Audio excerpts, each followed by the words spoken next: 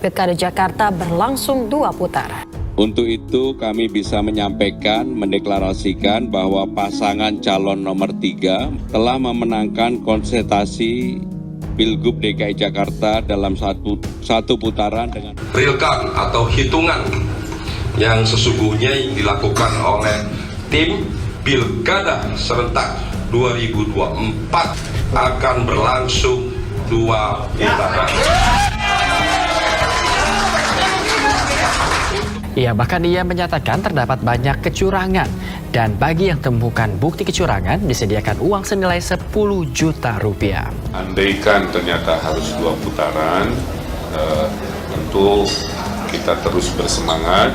Kemenangan Mas Pram dan Bang Dul adalah kepentingan dan kemenangan warga Jakarta. Ya, dan berkomitmen untuk menjalankan proses yang kedua ini dengan pilkada, bahwa akan ada pilkada 2 putaran dan tim pemenangan Tidul sudah bekerja keras mempersiapkan diri untuk masuk ke putaran kedua tersebut. Jujur dengan integritas agar yang terpilih betul-betul memiliki legitimasi. Tapi kan ada rentang margin 1% lebih kurang itu. Jadi kita tidak bisa melakukan konklusi apa sebenarnya yang akan terjadi. Bukan quick count lagi ya, itu sudah real count dan sudah semua, maka pegang itu sebagai rujukan. Dan kalau pertanyaannya apa yang bisa kita simpulkan sebagai sebuah kebenaran, kebenaran hanya bisa dijawab oleh rekapitulasi manual oleh KP. Menemukan beberapa kecurangan dan itu mengindikasikan bahwa mereka yakin ada 2 putaran. Tanggapannya gimana? Kita lihat angka KPU aja. 2017 pernah kita pilkada 2 putaran. Putaran pertama dimenangkan oleh Ahok, putaran kedua dimenangkan Pak Anies pada waktu itu. Bahwa menurut perhitungan internal yang dihitung itu kemungkinan besar akan terjadi 2 putaran. Assalamualaikum warahmatullahi wabarakatuh.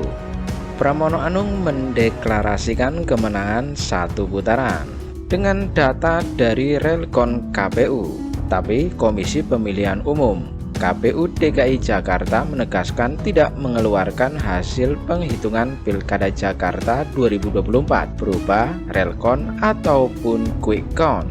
Yang kami publikasikan di Sirekap itu adalah foto hasil yang masyarakat bisa mengontrol hasil pemilunya. Benar nggak hasil di TPS itu sama dengan yang kami publikasikan? Hasil yang dikeluarkan oleh Pramono Anung dan Rano Karno juga dibantah oleh Arissa Patria, Ketua Tim Pemenangan Ridwan Kamil Suswono. Dengan data tersebut, tim Ridho memastikan pemilu 2 putaran. Bagaimana tanggapan Ridwan Kamil, Pramono Anung, Anies Baswedan, Sufi Dasko Ahmad, Arissa Patria, Laude Basir, Yunarto Wijaya, dan Pangi Sarwi Caniago? Mari kita saksikan video berikut ini.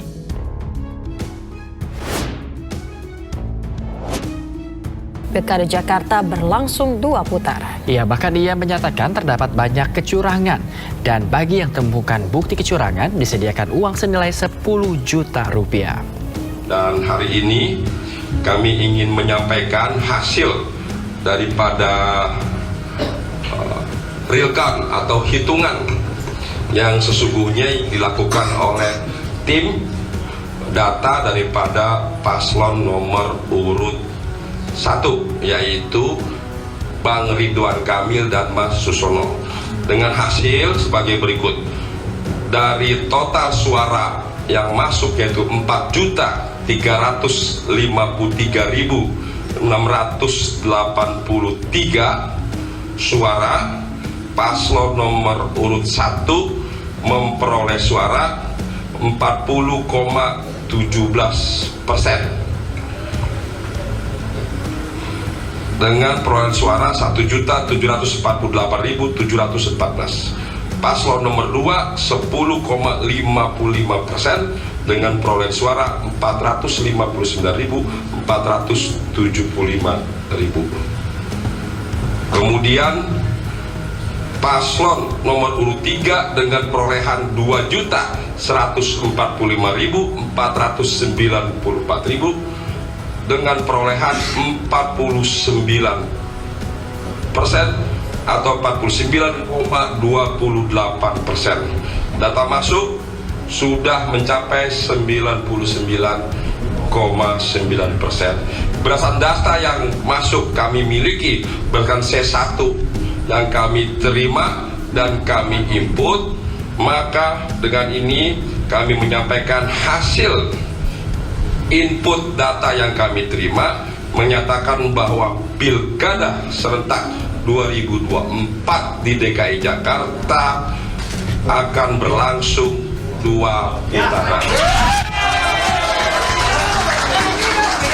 Untuk itu kami minta kepada KPU, Bawaslu, DKPP agar melaksanakan tugasnya melakukan perhitungan suara apa adanya secara profesional agar tidak ada hasil suara yang dirubah. Jadi kami minta inilah hasil yang telah kami input berdasarkan perolehan suara yang andaikan ternyata harus 2 putaran, tentu kita terus bersemangat ya dan berkomitmen untuk menjalankan proses yang kedua ini dengan jujur, dengan integritas, agar yang terpilih betul-betul memiliki legitimasi ya, dalam menjadi pemimpin di Jakarta.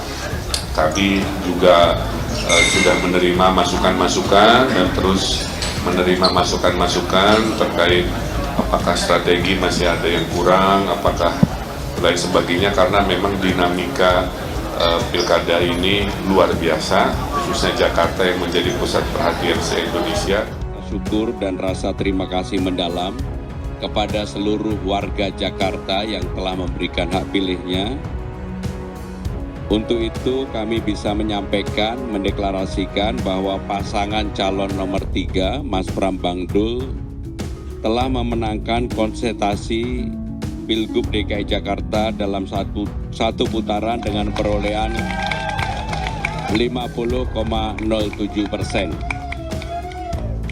Dengan demikian kami mendapatkan 50% plus 2.943 suara. Satu suara itu sangat berarti dalam pemilihan gubernur Jakarta kali ini. Hasil ini sudah sesuai dengan ketentuan Undang-Undang Nomor 29 Tahun 2007 dan juga dengan Undang-Undang DKJ Nomor 2 Tahun 2024, di mana gubernur dan wakil gubernur DKJ dipilih secara langsung melalui pemilihan kepala daerah dengan perolehan suara 50% plus 1 suara. Tentu kita semua tetap menunggu pengumuman resmi hasil rekapitulasi manual pemilihan gubernur Jakarta tahun 2024 dari KPUD Jakarta. Sebagai penyelenggara, kami sangat mengapresiasi transparansi dan keterbukaan KPUD Jakarta dalam perhitungan suara karena telah menjunjung tinggi nilai-nilai demokrasi, dilakukan secara terbuka, dan semua ini untuk kepentingan Jakarta dan juga bangsa dan negara. Secara khusus kami juga menyampaikan terima kasih kepada penyelenggara pemilu, KPU, Bawaslu, aparat keamanan, dan utamanya kepada warga Jakarta atas terselenggaranya pemilu Jakarta ini dengan damai dan riang gembira. Secara khusus kami juga ingin mengucapkan terima kasih kepada aparat kepolisian dan TNI Polri yang telah menjaga pilkada berlangsung secara jujur, aman, adil, dan tertib. Dan secara khusus tepat hari ini, tanggal 28 November, saya dan Bang Dul ingin mengucapkan selamat HUT Persija ke-96. Di jelang 1 abad Persija, tentunya ke depan kami ingin Persija menjadi klub kebanggaan kita bersama. Untuk itu, secara khusus, sebagai bagian dari keluarga besar Jakarta Menyala, kami ingin mengucapkan selamat ulang tahun untuk Persija. Terima kasih, itulah yang ingin kami sampaikan. Secara khusus kami memberikan kesempatan kepada Bang Dul, apabila ada ditambahkan, kami silakan. Terima kasih Mas Pram. Baik teman-teman sekalian, kalaupun memang dinyatakan satu putaran, ini adalah kemenangan Jakarta itu sendiri. Artinya Jakarta akan mempunyai gubernur dan wakil gubernur definitif dan harus segera menyelesaikan semua permasalahan yang memang kita hadapi bersama. Kita menghadapi climate change yang ekstrim, wilayah Muara Karang sudah terjadi banjir rob yang luar biasa, kemudian juga kita harus menyelesaikan, mempersiapkan seluruh kebutuhan pokok menghadapi Ramadan dan Lebaran. Itu bukan pekerjaan mudah, berkali-kali saya sampaikan. Artinya sekali lagi, tidak dengan rasa angkuh, kemenangan ini adalah kembali kemenangan kita dan semua kompetisi ini sudah selesai. Mari kita bersama-sama membangun Jakarta yang kita cintai itu. Terima kasih. Yang terakhir saya ingin memberikan kesempatan kepada Cak Lontong sebagai ketua tim pemenangan. Cak Lontong, kami persilakan. Terima kasih. Assalamualaikum warahmatullahi wabarakatuh. Mohon maaf, mungkin selama hampir 3 bulan ini saya terlihat di media tidak bercanda dan tidak lucu. Karena tugas saya walaupun amanahnya adalah membawa dan mengiringi kampanye kita dengan riang gembira dan bahagia, tapi jauh dari bercanda karena kita sangat serius memikirkan nasib 5 tahun ke depan warga Jakarta. Dan untuk melengkapi tadi yang disampaikan Mas Pram terkait perolehan suara, tadi sudah disebutkan, maka kita akan sebutkan lagi untuk paslon 01. Suara yang diperoleh adalah 1.718.408 suara, sama dengan 39,40%. Paslon 02 459.283 suara atau sama dengan 10,53%. Dan saya ulangi, paslon 03 2.183.577 suara sama dengan 50,07%. Dan insya Allah berkat dukungan Allah Subhanahu wa Ta'ala, Pilkada DKI Jakarta berjalan satu putaran untuk kemenangan paslon 03. Dan seperti yang saya sampaikan di awal-awal kampanye, ini adalah bukti bahwa warga Jakarta bijak menentukan nasib mereka, karena yang di samping kita yang kita dukung ini seperti disebutkan, Mas Pram tahu Jakarta, Bang Dul Jakarta tahu, dan saya tahu-tahu di Jakarta. Mudah-mudahan dengan amanah ini, dengan dukungan seluruh warga Jakarta, Mas Pram dan Bang Dul diberikan keringanan langkah untuk menyelesaikan seluruh masalah warga Jakarta dan membuat 5 tahun ke depan warga Jakarta menjadi lebih bahagia. Ini bukan permasalahan buru-buru, tapi ini memang kami yakin berdasarkan perhitungan yang ada dari rekan KPU, kemudian juga alhamdulillah ya, dalam Pilkada DKI ini ya, kami bersyukur pada Allah Subhanahu wa Ta'ala, saksi kami di setiap TPS itu berlapis sampai 5 orang. Kami punya saksi dalam, kami punya saksi luar, kami punya satgas ya, belum lagi para pemantau, sehingga rujukan dalam hal ini C1 hasil semua TPS di seluruh DKI Jakarta kami punya.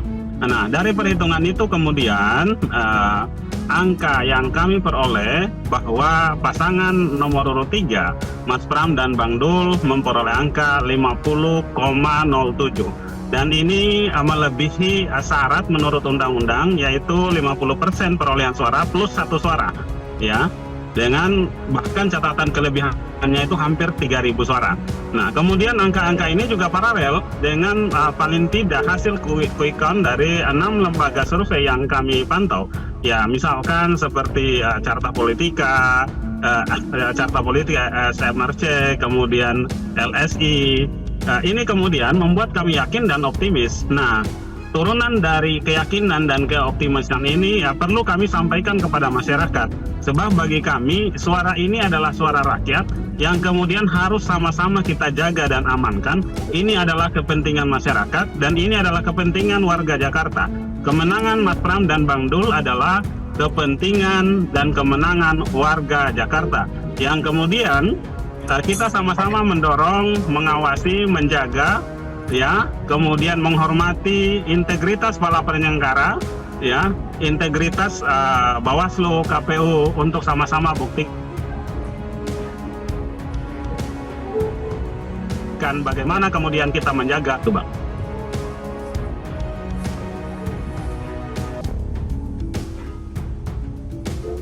Ya, oke, baik. Kalau misalnya memang sumbernya itu berasal dari C1 hasil, harusnya kemudian kubu 01 juga harusnya angkanya juga sama dong. Tapi kemudian kubu 01, Ridwan Kamil Suswono mengklaim bahwa suara 03 itu 49,28%. Mengapa bisa demikian, Bang Billy? Karena kita kan juga memiliki sistem untuk mengukur dan melihat proses perhitungan dan rekapitulasi C1 secara berjenjang dari level TPS naik ke kecamatan, provinsi hingga nanti rekapitulasi akhir. Pada level TPS dan transisi ke level kecamatan kami memiliki saksi-saksi dan juga relawan-relawan yang melakukan perhitungan langsung on the spot di tempat, dan kami melakukan rekapitulasi internal untuk memastikan jumlah C1 tersebut. Dan tapi pertama-tama kami atas nama tim Rido ingin mengucapkan terima kasih banyak ya buat para penyelenggara pemilu, ya para petugas KPPS, teman-teman yang sudah bekerja keras, dan para penyelenggara sehingga tercipta Pilkada Jakarta yang betul-betul aman dan dinikmati oleh banyak pihak, walaupun memang angka partisipasi masih cukup rendah ya, 57% gitu. Nah, kembali kepada topik yang tadi baru saya sampaikan, dari sistem rekapitulasi internal yang kami miliki itu, dari total suara yang masuk yaitu sekitar 4.353.643, suara paslon nomor urut 1 yaitu pasangan Ridho itu memperoleh 40,17% dengan perolehan suara 1.748.714 ya. Dan kalau kita bandingkan dengan paslon nomor 3, itu di angka internal kami itu mencapai 49%, yaitu sebanyak 2.145.494 pemilih. Jadi memang pernyataan yang dibuat oleh Pak Dasko hari itu berdasarkan atas perhitungan internal bahwa kemungkinan akan ada pilkada, bahwa akan ada pilkada 2 putaran, dan tim kami, tim pemenangan Ridho sudah bekerja keras mempersiapkan diri untuk masuk ke putaran kedua tersebut. Nah, selain daripada perhitungan internal secara teknis yang tadi saya sampaikan, jangan lupa bahwa kita juga, tim hukum kita juga memiliki evidence daripada penyalahgunaan surat suara yang tidak sah. Kemudian ada beberapa kecurangan pada saat pemilu yang akan menjadi catatan untuk kami bertarung agar memastikan bahwa pemilu ini berjalan dengan jujur dan adil bagi semua ini. Tapi yang membedakan, kalau quick count, saya harus jelaskan terlebih dahulu ya. Quick count itu ada 8 lembaga yang saya lihat melakukan rilis. Ya. Apakah ada perbedaan di antara mereka? Ada, angkanya berbeda-beda. Tapi apakah kesimpulannya secara statistik berbeda? Tidak. Semua lembaga itu menyatakan bahwa tidak bisa disimpulkan apakah ini akan 1 putaran atau 2 putaran.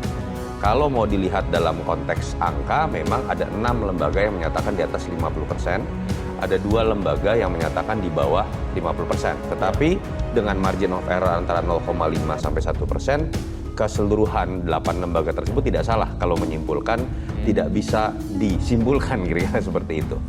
Yang kedua, sebetulnya ada data yang berbeda yang saya lihat tadi dalam statement Bang Riza Patria. Ya. Itu menggunakan data dari tim internal, tim SES. Dengan data C1 yang dikumpulkan, keluarlah angka, kalau tidak salah 49,28 lawan 41,17. Ya. Dan jam, saya lupa. 40,17, sorry. 40,17. Dan ketika tadi Mas Pram dengan Bang Dul mengeluarkan rilis juga, kalau tidak salah masih pagi atau siang gitu ya, itu yang digunakan sudah bukan data tim internal dari 03, Tapi yang dijadikan acuan adalah real count dari KPU, katanya sudah 100%, yang kemudian menyertakan data 50,07%. Sehingga kemudian mereka menyimpulkan bahwa ini akan satu putaran. Dan kalau pertanyaannya apa yang bisa kita simpulkan sebagai sebuah kebenaran, kebenaran hanya bisa dijawab oleh rekapitulasi manual oleh KPU yang dilakukan berjenjang. Paling telat katanya 16 Desember dari keseluruhan pilkada di Indonesia. Tapi biasanya pengalaman kita melihat kalau di PPK sudah selesai itu tidak akan berubah di level kabupaten kota sampai kemudian di level provinsi tinggal disahkan. Jadi kalau ada pertarungan C1-nya nanti akan di PPK nih biasanya. Tetapi yang menjadi menarik adalah apakah kita akan diam saja dan tidak boleh berdialog dan hanya mengatakan secara normatif bahwa kita tunggu saja? Ya tidak. Dalam konteks pendidikan politik menurut saya menarik kok adu klaim data. Saya malah sekarang menunggu misalnya kalau betul ada data tandingan dari pasangan 01 dalam hal ini Bang Riza Patria dan teman-teman. Kalau bisa membantah misalnya data yang diklaim oleh pasangan 03 itu adalah real count KPU. Karena biasanya real count KPU itu adalah basis acuan untuk alat kontrol ketika rekapitulasi manual terjadi. Karena itu adalah uploadan dari hasil C plano atau C1 yang kemudian diakui sah oleh KPU sebagai basis yang disebut dengan real count. Dan memang ini pertama kalinya ya kalau kita baca di seluruh Indonesia hampir semua daerah kecuali daerah-daerah yang sulit untuk dijangkau seperti Papua, kita udah bisa tahu nih rata-rata hampir semua data paling tidak di atas 90%. Mau cek di Sulawesi, mau cek di Kalimantan, mau cek di Sumatera cepat sekali. 2020 belum bisa seperti ini. Kita udah bisa mengetahui hasil dari pilkada yang baru kemarin terjadi. Jadi quick count ini sudah ada saingannya walaupun tidak secepat quick count tapi ternyata jedanya sehari. Nah itu yang menurut saya sekarang kalau saya menarik dalam adu klaim data antara pasangan 01 dan 03, kan pasangan 02 kayaknya udah nerimo gitu ya kira-kira Pak Dharma dengan Kun.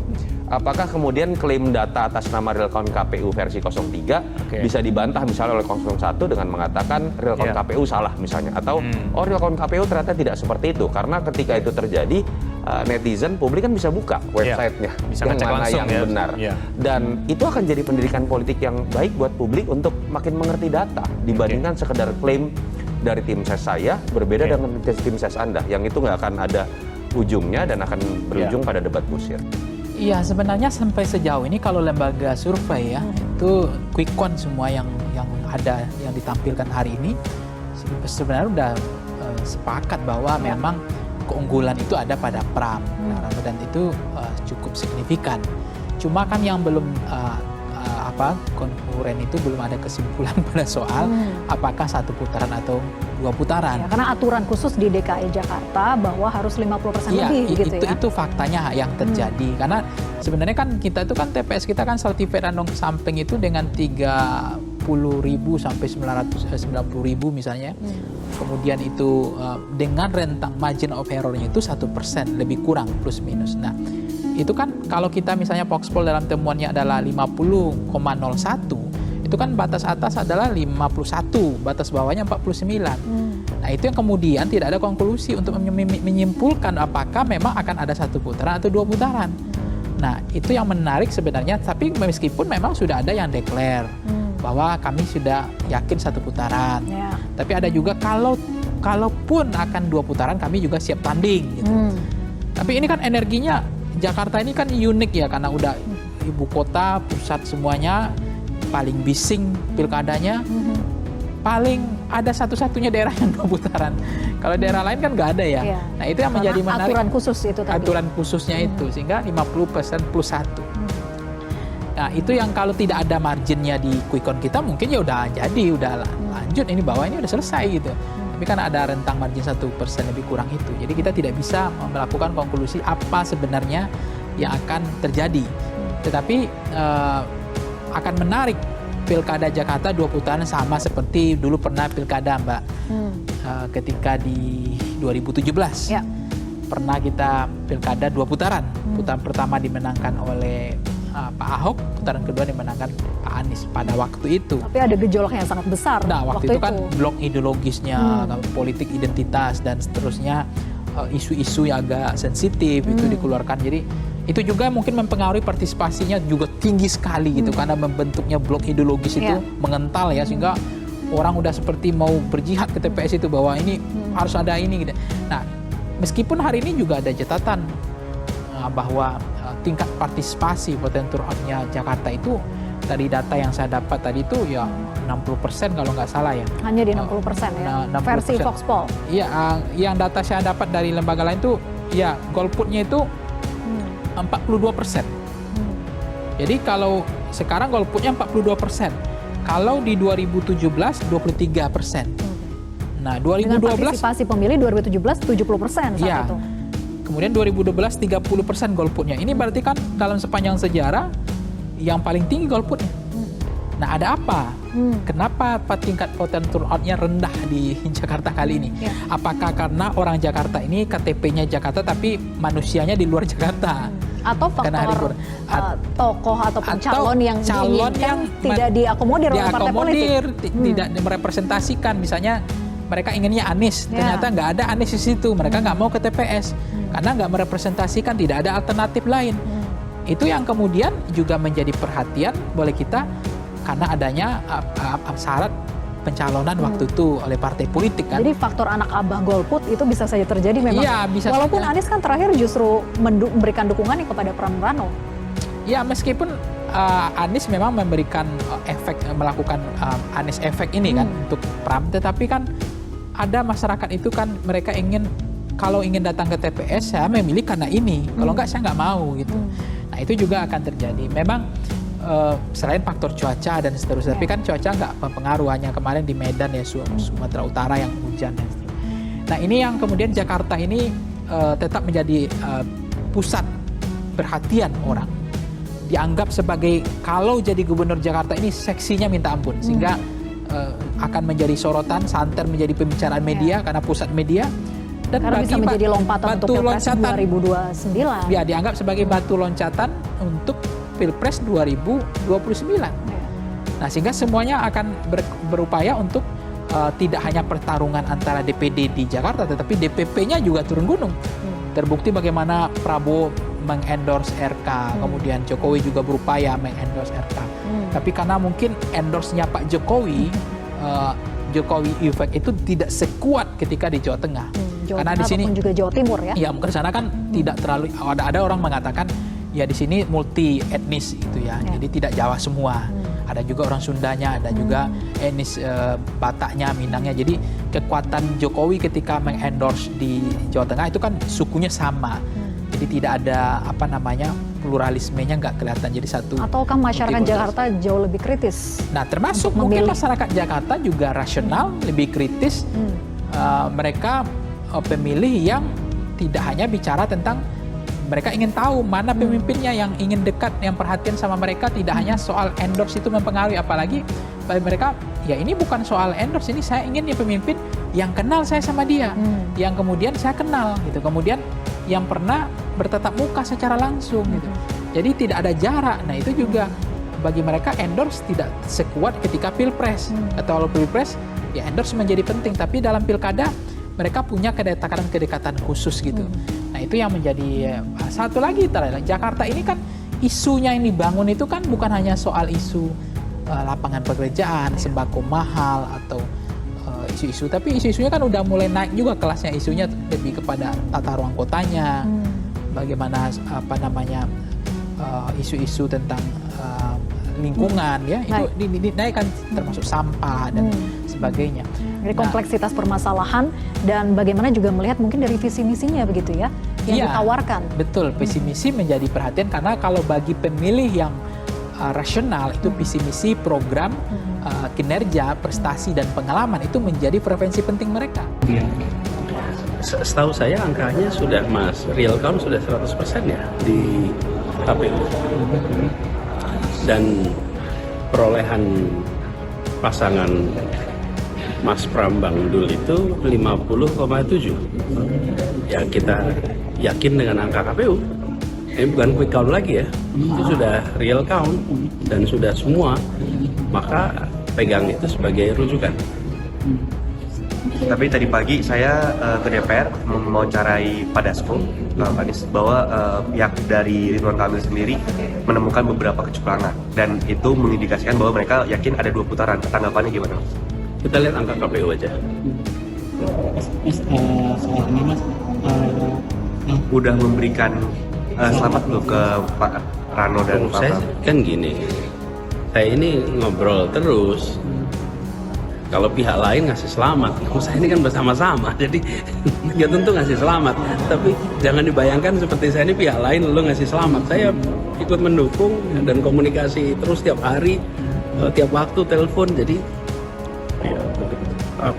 ucapan selamat itu menjadi pertanyaan kalau pihak lain, ya kan? Kalau pihaknya sama-sama, iya ya memang bagian dari itu. Alhamdulillah gitu.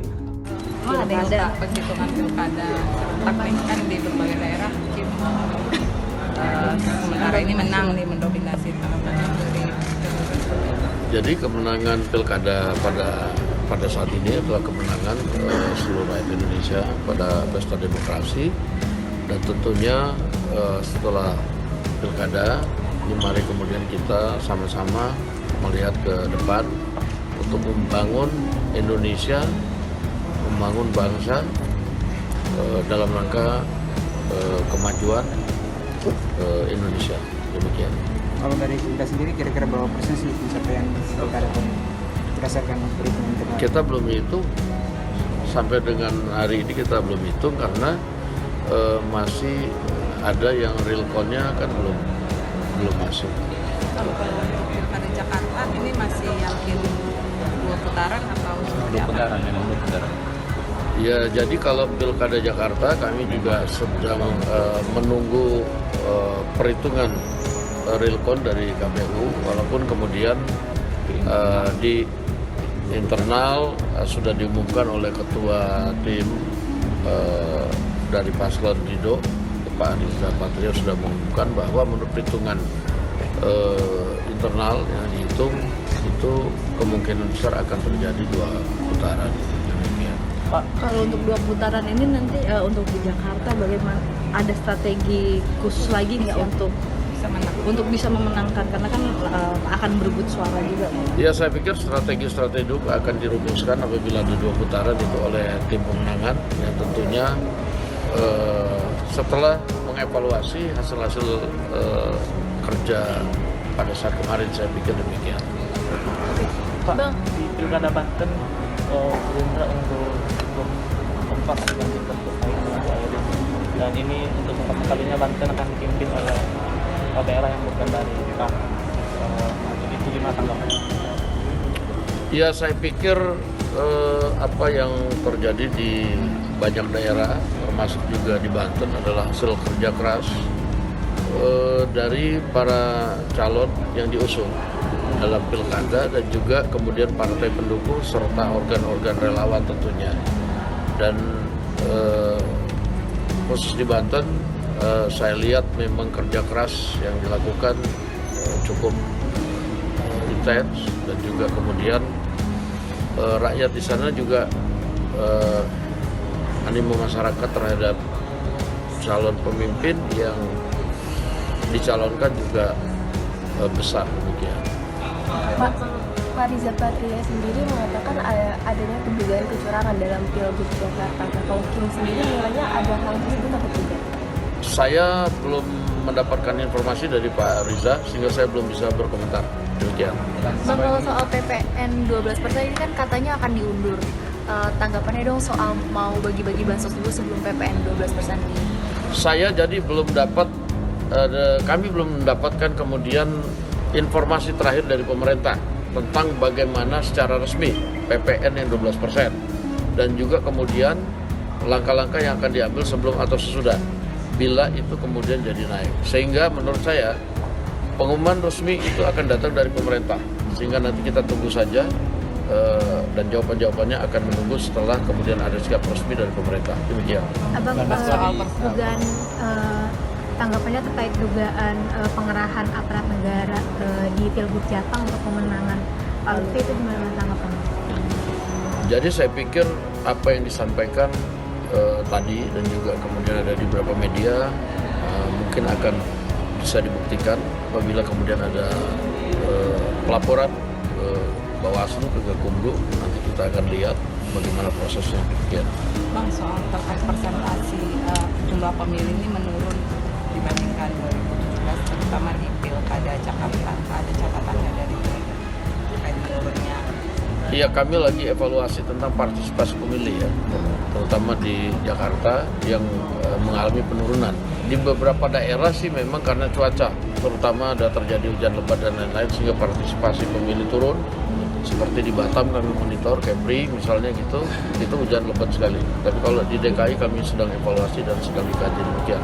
Pak Dasko, mungkin yang terakhir yang soal PPN 12% itu tadi, apakah DPR sendiri ada kajian untuk mungkin menunda atau membatalkan sementara soal kenaikan PPN? Ya, kami memang mengikuti bahwa apa yang sudah diputuskan melalui undang-undang pada tahun 2022 dan pada saat ini sudah berjalan, sedang dikaji apakah kemudian situasi yang ada sekarang itu dapat dijalankan. Walaupun undang-undangnya mengatakan bahwa di Januari 2025 harus ada kenaikan. Nah, sehingga semua pihak tolong bersabar. Kami sedang mengkaji dan akan berkomunikasi terus dengan pemerintah yang tentunya komunikasi dan kajian ini tentunya untuk kebaikan rakyat. Demikian. Selatan dan Sumber Senin pada liburan pilkada semua nih ya, orang-orang nggak ada Jakarta di DPR sepi ya. Jadi di agendanya kapan? Senin betul. Siap. Oke.